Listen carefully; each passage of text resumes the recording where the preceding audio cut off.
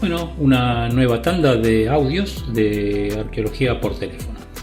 Un espacio para hablar de arqueología y hablar de filosofía, hablar de historia, todo vinculado con el pasado de la gente. Vamos.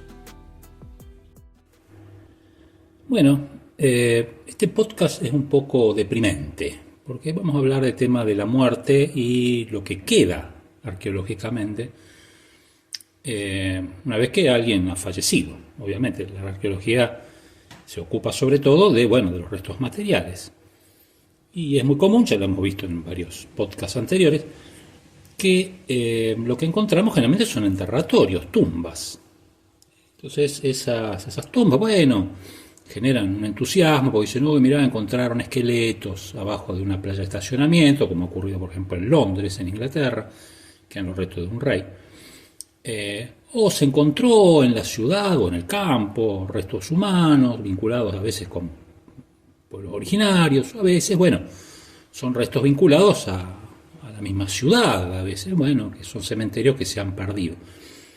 Acá aparece lo deprimente. En general, últimamente hay como una especie de reivindicación de la memoria, como que la memoria es una virtud, o sea, recordar, tener presente el pasado, recordar los hechos. Lamentablemente esa memoria es corta dentro de la historia de la humanidad, no es larga. Pensemos, por ejemplo, estamos en Argentina, este podcast sale de Argentina, un inmigrante español que ha venido, supongamos, en 1915, ha tenido sus hijos, ha tenido sus nietos, sus bisnietos. Y esta persona, que probablemente ya falleció, obviamente, probablemente ha dejado una descendencia, en un momento murió. Entonces, ¿qué ha quedado de esa proyección en el tiempo sobre su vida y sobre sus costumbres, sus maneras, su día a día? Pensemos que esa persona, supongamos que haya muerto más o menos en la década del 60-70, vamos a suponer, del siglo XX, o sea, 1970 1960. Esa persona actualmente está sepultada en un cementerio urbano, pero ya si vamos un poquito más para atrás, esta persona tuvo padres, probablemente él conociera dónde estaban sus padres, pero ya no sé si tanto sus abuelos, quizás haya tenido que hacer un pequeño trabajo para poder visitar una tumba en España. Ya con el rastro de sus bisabuelos era más complicado, tal vez, porque, dentro del mismo registro parroquial, probablemente hayan estado sus bisabuelos. Pero acá aparece lo material. Lo material es mucho más frágil que esos registros. Lo material, o sea, la tumba concretamente, los huesos que están contenidos adentro, son muy frágiles. O sea, las personas comunes tratan desesperadamente, no las personas, sino los deudos, obviamente, tratan desesperadamente de sostener esa materialidad. Esa materialidad es elegida para que se sostenga en el tiempo, para que no se pierda. Pero este inmigrante español, que probablemente actualmente su tumba pueda ser, hipotéticamente, ¿no?, pueda ser visitada, ya no sé si se pueden visitar la tumba de sus tatarabuelos en España.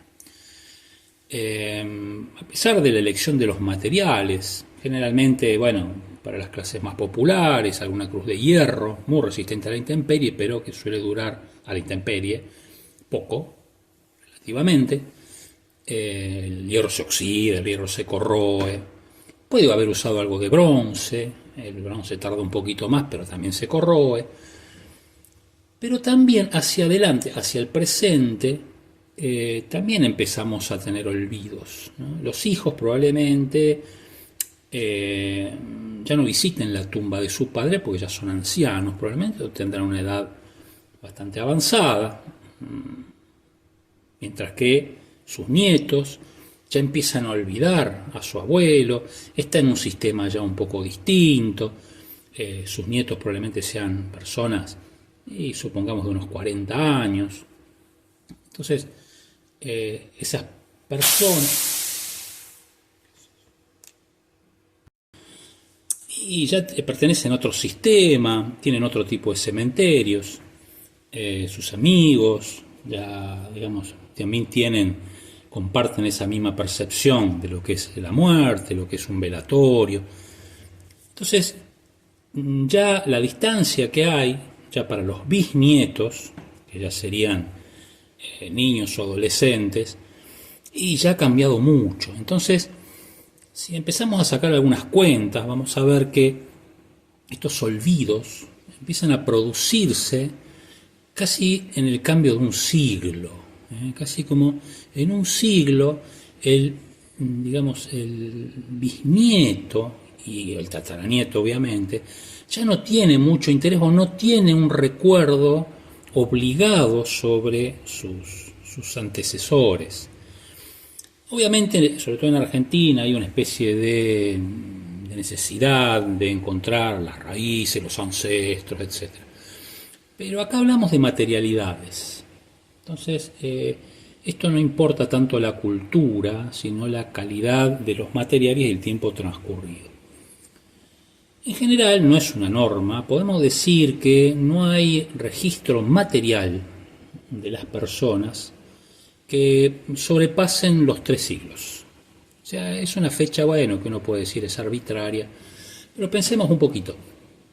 Ya en 120 años, ya la gente no recuerda el que se murió hace ese lapso de tiempo. O sea, por más que nosotros querramos recordar, bueno, nuestro tatarabuelo, y sí, sería más una curiosidad que una cuestión parental. A ver quién era el tatarabuelo o la tatarabuela, a ver dónde está enterrado, y ya se complica, tengo que hacer todo un mecanismo, pero probablemente su sepulcro esté en algún cementerio deteriorado, probablemente también puede haber estado derribado si no se ha mantenido institucionalmente por parte de la municipalidad o por el mismo cementerio. Probablemente esté derribado, la tumba esté hundida, o la cruz caída, o muy deteriorado, generalmente si son tumbas revestidas en cemento o en algún material así popular. Pero si vamos más atrás, o sea, con respecto al presente, ya el abuelo de nuestro tatarabuelo es casi imposible de localizar. A menos que haya un registro muy, muy detallado. Lo más probable es que encontremos un libro donde aparezca un apellido que hemos rastreado, algo muy argentino, rastrear los apellidos, pero bueno, en general, no todos son argentinas. Podemos ver que lo único que empieza a quedar es el libro.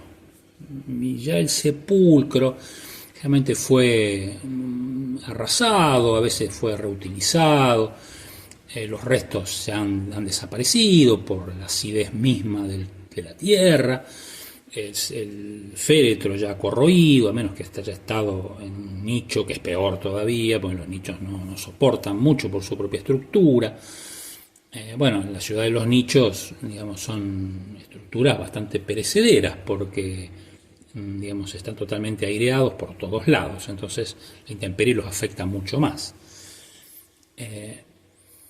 A menos que haya sido el bisabuelo de nuestro tatarabuelo, un personaje ilustre, o cualquiera de nuestros parientes, un personaje ilustre, los materiales a utilizar para sus sepulcros son bastante populares, menos que sean personas muy adineradas que puedan gastarse dinero en granitos y en mármoles y en piedras areniscas y en esos materiales más que se suponen más eternos. Esto tampoco, digamos, es garantía de nada.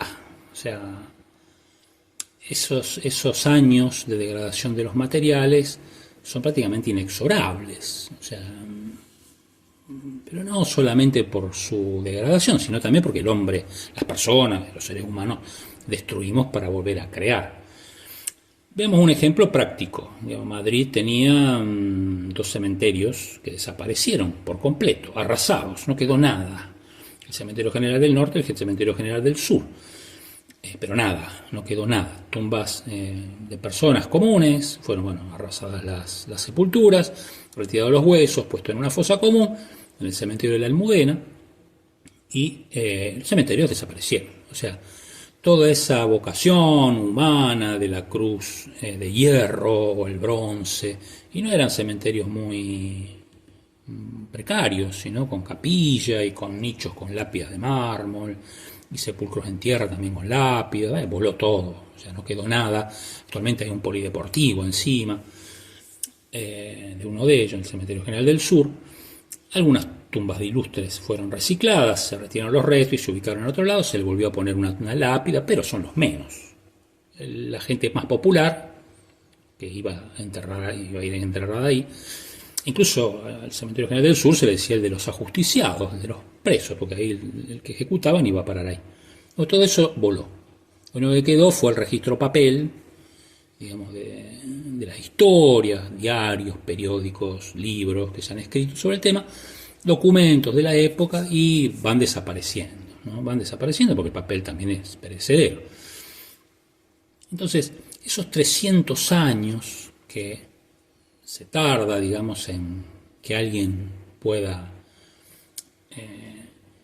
sostener una materialidad, pensemos los restos de Colón, ahora que me acuerdo, los restos de Colón están en una caja de plomo y no se sabe si son de Colón, es más, están en dos cajas, una en Europa y otra en América, pero pensemos lo que queda, y han pasado más de 300 años, Juan Colón era un personaje ilustre. Entonces, un poco dentro de esta depresión que puede generar este podcast, no sé si es tan importante la memoria material para los que estamos vivos. Para los que están muertos creo que no importa. Está la religión que, bueno, da un poco de consuelo al respecto. Pero no sé si a los vivos, digamos, nos influye más que la memoria como una cuestión de comportamiento.